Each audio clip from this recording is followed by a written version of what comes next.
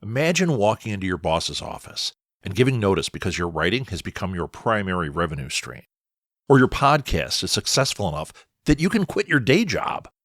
Or maybe having your marketing on autopilot so you can spend your time on the art career you love rather than on marketing. Are you a creative person who's great at what you do, but marketing makes you freeze? You're not alone. I help passionate, purpose-driven creatives overcome fear, find their brand voice, and build a marketing strategy that works for them. Oh yeah, I also make it easy and painless. It's never too late to grow the business you've been dreaming about. Book an introductory call with me, Rob Southgate, at southgatesmallbusiness.com today. And let's take the pain out of marketing together. One of my favorite events from last year is happening again, and you don't want to miss it. Books and Brews 2 will be held on Saturday, August 2nd, 2025, at the Wyndham Hotel in Noblesville, Indiana, just outside of Indianapolis.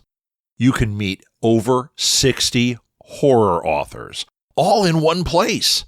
You can buy books on site, or you can bring what you already have and you can get them signed while you meet the authors. Books and Brews 2 is brought to you by the incredible horror book Facebook group, Books of Horror. Get your tickets today by clicking the link in the show notes. You don't need to be afraid. It's just horror authors.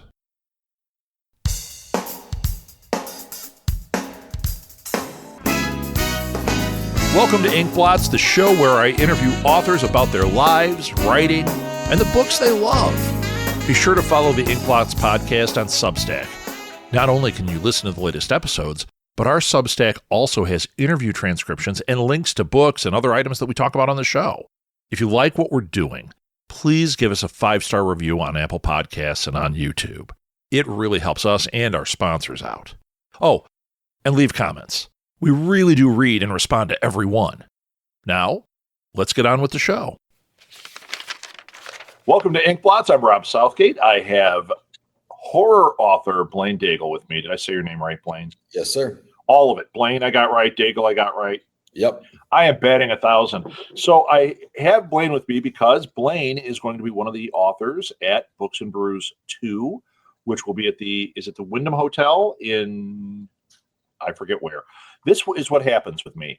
It's the Wyndham Hotel in Noblesville, Indiana. You would think I could retain 4 words in my head for 5 minutes. You would trust me, I get it.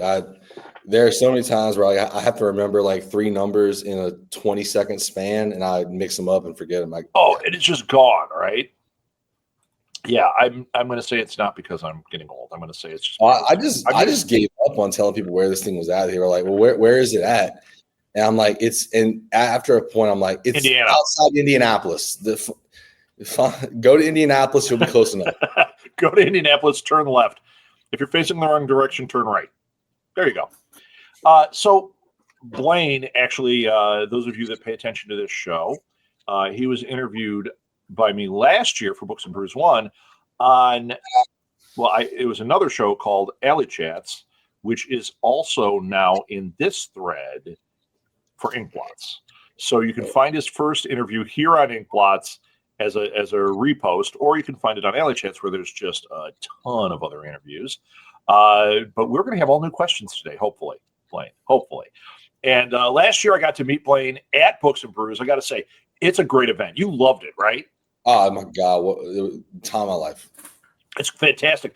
And meeting all the authors, and everybody was super cool.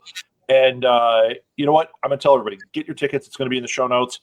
Go to this thing, meet the authors, get signatures. You're going to find out that these are the coolest people, the most fun people on the planet. They're my favorite. I just had the greatest time with you guys. Yeah, it was awesome getting to meet you in person as well. Oh, well, okay. So you have had a head injury since we last spoke, because meeting me is not really that awesome. But that's okay, Blaine. I've taken a few baseballs to the head. It happens. You're in Louisiana, vampire bit your head for a while. And alligators, alligators, yeah. All right, here's where we're going to start. First of all, Blaine lives in Louisiana. You know what? Let's do it this way, because other people, if they haven't listened to the other episode, I want you to tell people who you are, how we ended up here, and give them a quick overview about your books. Yeah. So I'm from Louisiana, uh, way down in the deep part of the we call it the boot, with bayous and sugarcane fields and all that fun stuff, and underfunded schools, as you can see behind me with my crappy looking wall. So I've been wanting to write since I was a kid, and when you grow up in Louisiana, you grow up around a lot of these ghost stories and these haunted houses. I mean, I grew up about 35 minutes outside of New Orleans. In New Orleans, you can't throw a rock and not hit a haunted house. And my grandparents actually ran like a tour company that would do Oh, cool. stories for that. And my grandparents.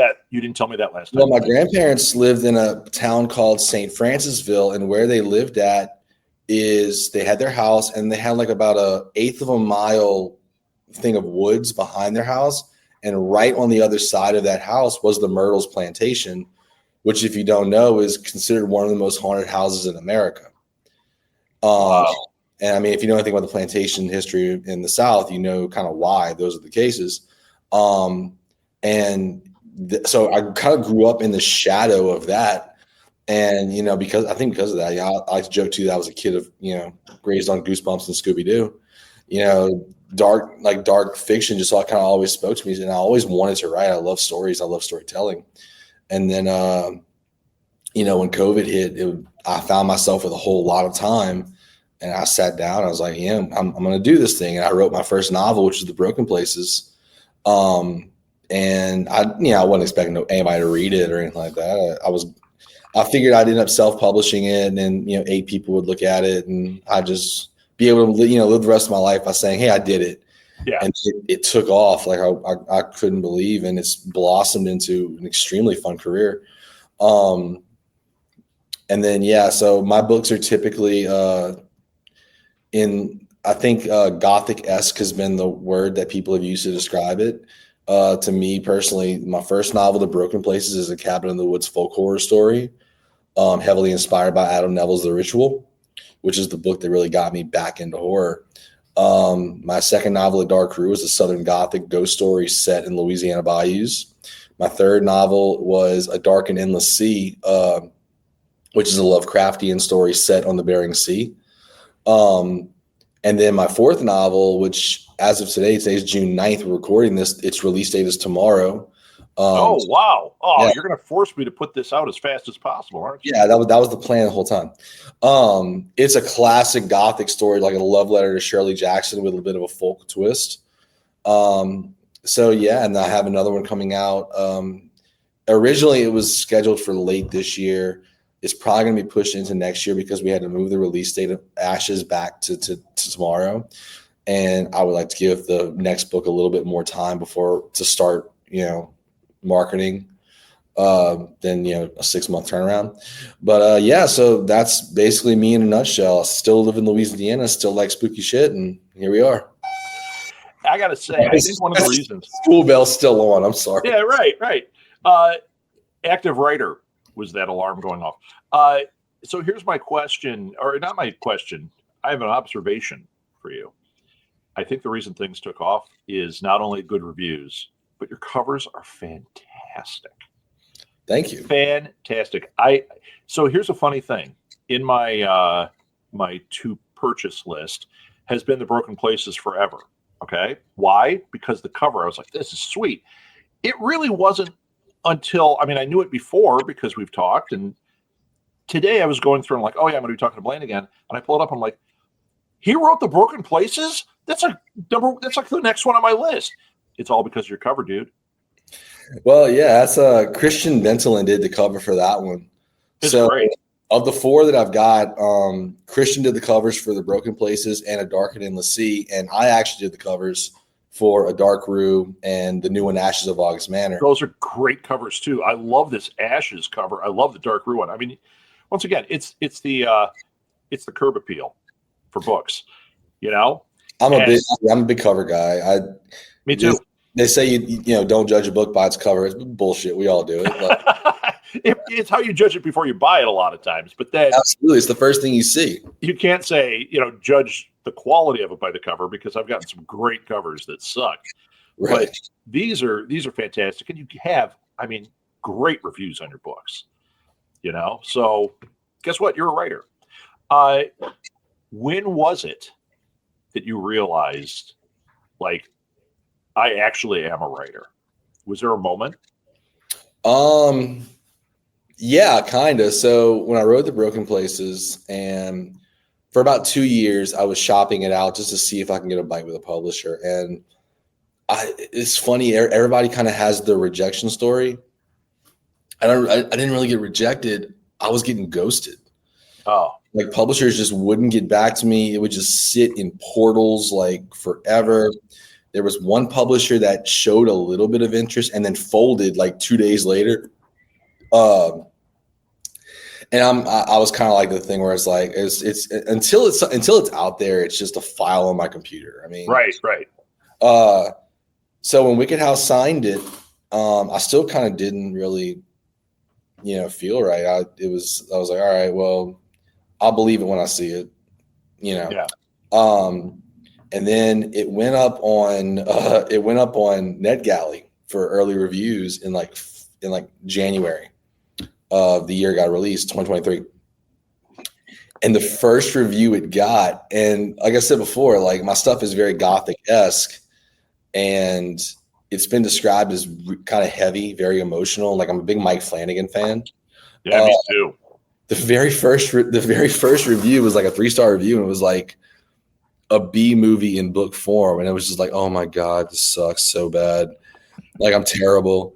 And then like the next and it was like 10 after that were more along lines of like what I was hoping for, and then it kind of started to feel a little bit more real.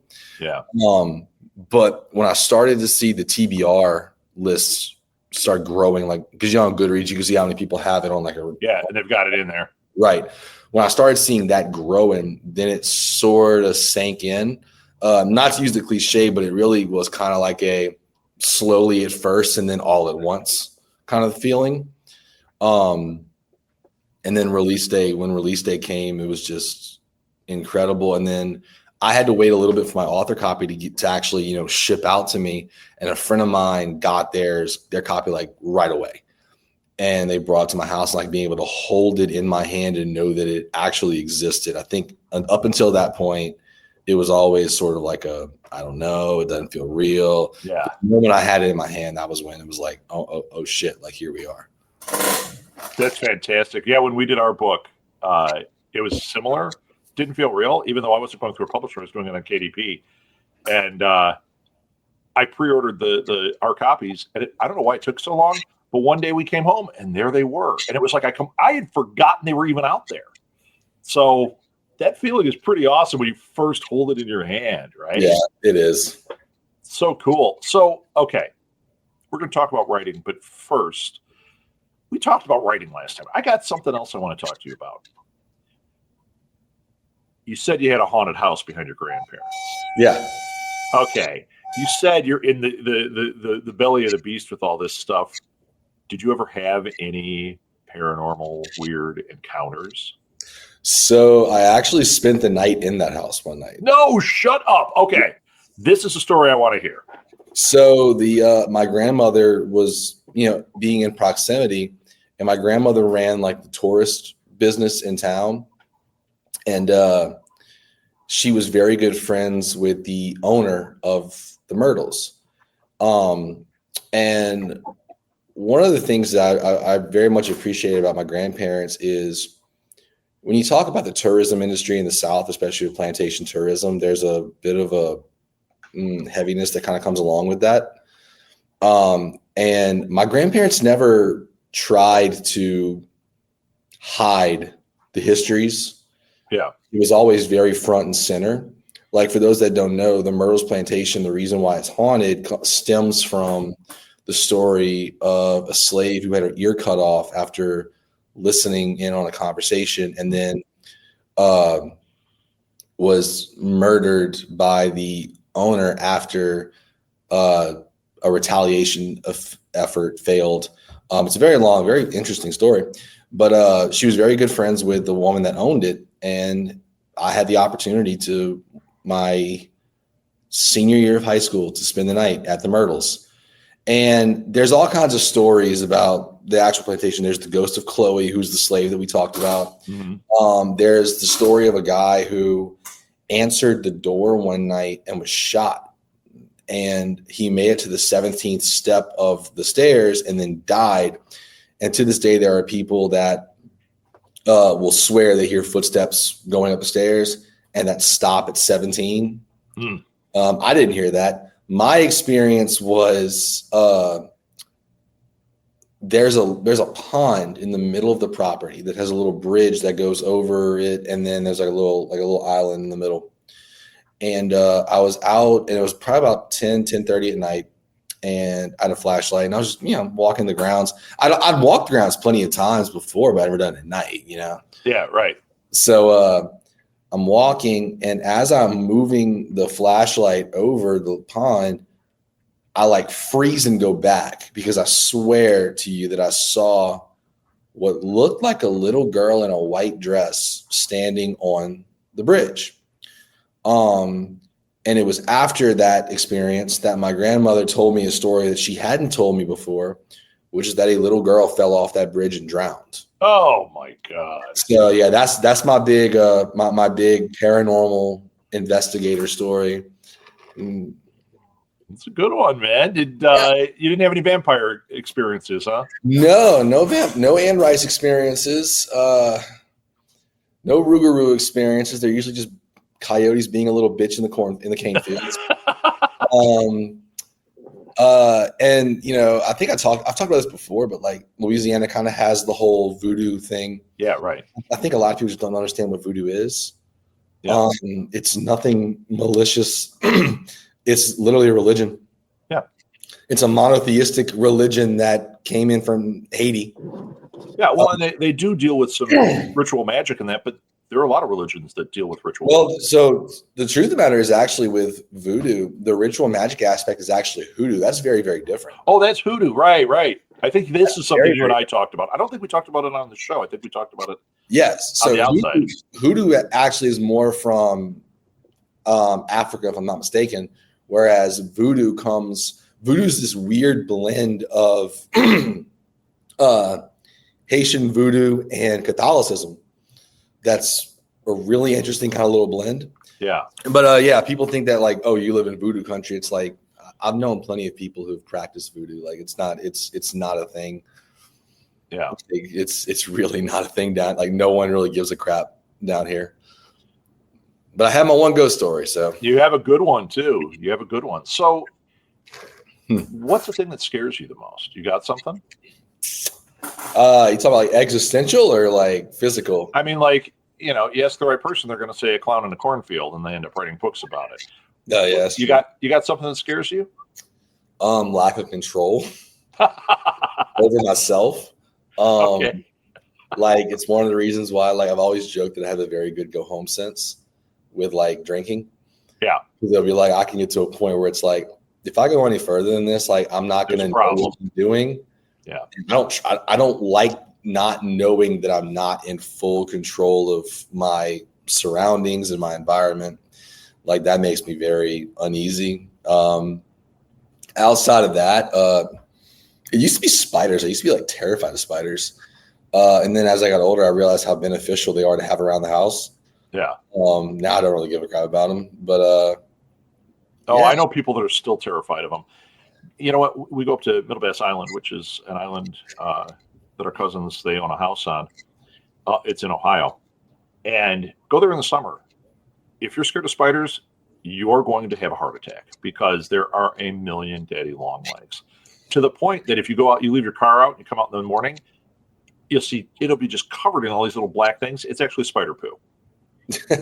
So it's like, yeah, get over it fast or you're going to have a real problem. Down here, we have those big banana spiders. They're like that big. Oh, yeah. And they look freaky. Yeah. And I can't tell you how many times I've been like, riding a four-wheeler through the woods and there's like a web stretched across the trees. And then I found out, like, I used to be terrified of those things. And then I found out when I got older, it's like, they're like, their venom is like next to nothing. Like, and they really don't even bite.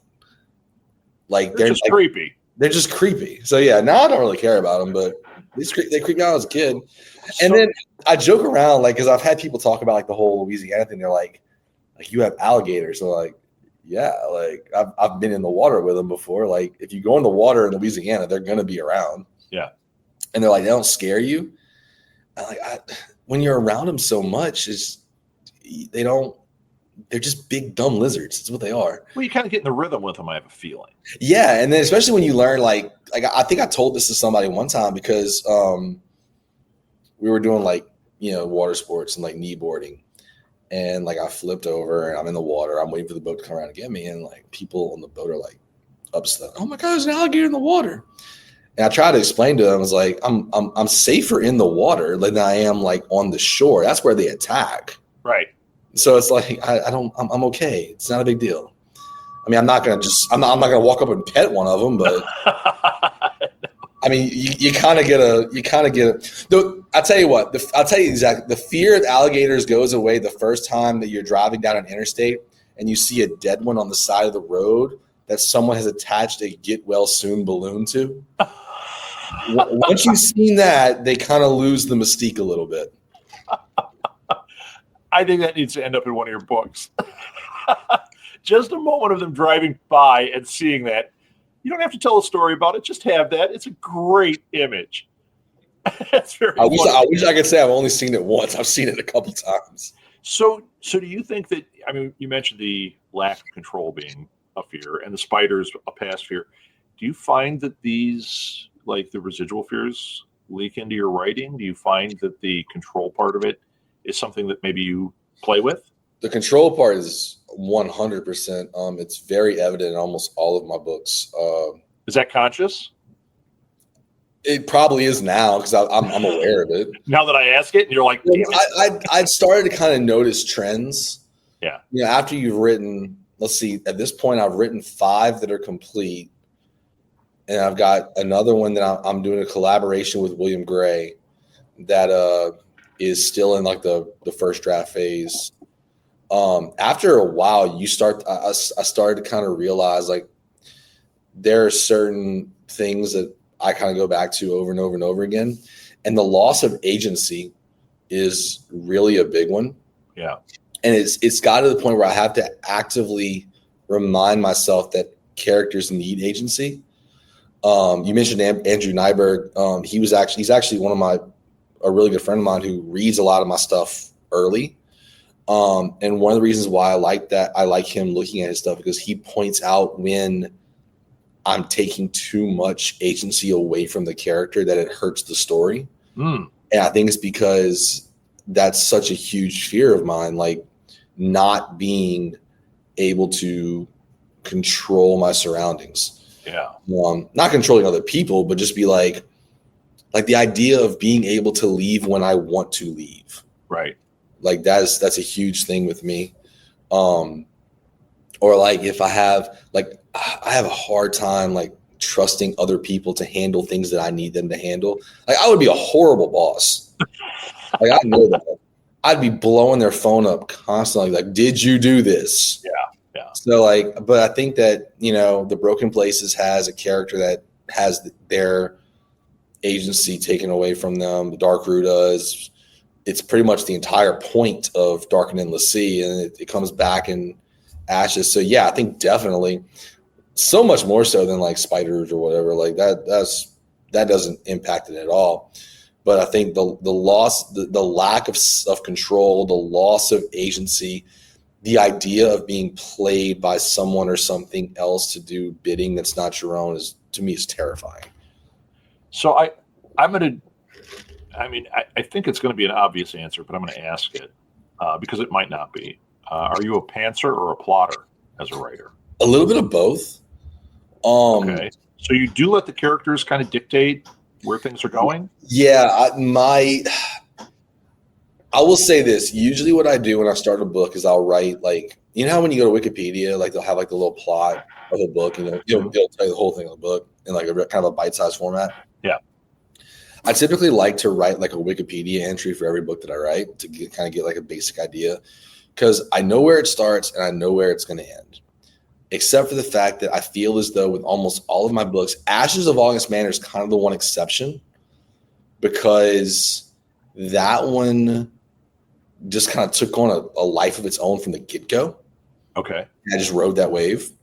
But most of them, I'm pretty tight on the plotting for about the first like 35, 40,000 words. Okay. And almost all of my books are like, actually, now I think about it, literally every book that I've written has been between 75 and 80,000 words. So they're almost all the exact same length. At about that 40,000 word mark, I feel like at that point, the story just kind of takes over. Okay. And from that point on, it's kind of pantsing, but I guess not really, because I have a clear like idea of where it's going to go, but yeah. Has it ever changed though? Yes, but not in a huge way. Like, for instance, the biggest way it's changed before is like, okay, who lives and who dies at the end? Mm-hmm. Like that has changed. Or like with Ashes of August Manor, originally I had an epilogue. And the epilogue was what I always envisioned the story ending at. Mm-hmm. And then I sent it to Eliza Broadbent, who she wrote Inkvine, and she read it and she was like, the ending is the chapter before. You don't need the epilogue. And I took the entire epilogue out and gave up on this ending that I had in my head the whole time. And it worked. I mean, I feel like, and then with A Dark Rue did not end remotely like I had it in my head. But you are a bit more of a pantser. Yeah. But you start out plotting. Yeah, I think it changes from book to book. I think there's different levels of it. Because with Dark and Endless Sea, that one was almost meticulously plotted because it was Lovecraftian, because it dealt with like there was a lot more mystery aspects to it in terms of like I think I joked before I now understand why H.P. Lovecraft only wrote short stories, because if you put that in a novel, you have to make all that shit make sense at the end. Yeah. So like with that one, it was very meticulously plotted the entire way because I had to make sure that all these puzzle pieces fit. Otherwise, it was just going to come across as a jumbled mess. Whereas something like A Dark Rue was thematic. Like it was the way, like when I figured out how it needed to end, that's what opened the story up to do all of the telling itself kind of thing. So it's a little bit of both. I don't really think, I can call myself one or the other. I think it depends on the book. I think it depends on the story. I think it depends on, what the story needs to say. Like right now, I'm currently in a work in progress where I've got the entire thing plotted out, but I'm at 20,000 words and I can already feel like, okay, it's going to change. Well, yeah, it's morphing. It's metamorphosing, I guess the word. And it's like, I can see, okay, I know that this wasn't accounted for, but in about 40,000 words, this needs to come back. Yeah. Like it's like a Chekhov's gun. Like it's got to come back. It's got to come back. Yeah, yeah. Okay, we got time for 2 more questions. Watch, it'll probably turn into just slightly more than that. What author, living or dead, I'm dying to hear what you say for this one. What author, living or dead, are you secretly trying to impress? And it can't be Andrew Nashberg. I don't give a crap about him. Adam Neville, definitely living. Dead? Ooh. Can I have a horror answer and a non-horror answer? Yeah, man. I didn't put rules like that on this. Horror answer is definitely Shirley Jackson. Yeah. Non-horror, Ernest Hemingway. I think we're all trying to impress Shirley Jackson, aren't we? Yeah. No matter what you're doing. The Hemingway one's kind of weird, though, because I don't write like Hemingway did. No, but as a writer, though. Yeah. I would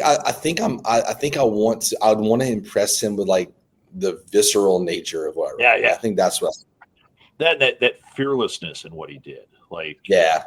I remember reading him as a kid and being like, what is this guy? Like the writer overshadowed the writing for a moment for me because it was like, you could see what was going on and it was something else. So Shirley Jackson, I'm just trying to live up to that opening paragraph in Hill House. Right. That's just it. Right. Okay. So I do have 2 more questions. These are softballs though. Is this your first time in Indiana? Yes, actually. Okay. Anything you're looking forward to doing, eating, seeing other than Books and Brews? I don't know. I stop at Buc-ee's on the way up. Is that the thing? Well, we have Buc-ee's down here. Not a big deal for you. Yeah, I think the only thing I really know about Indiana is I watched that show, The Middle. Okay.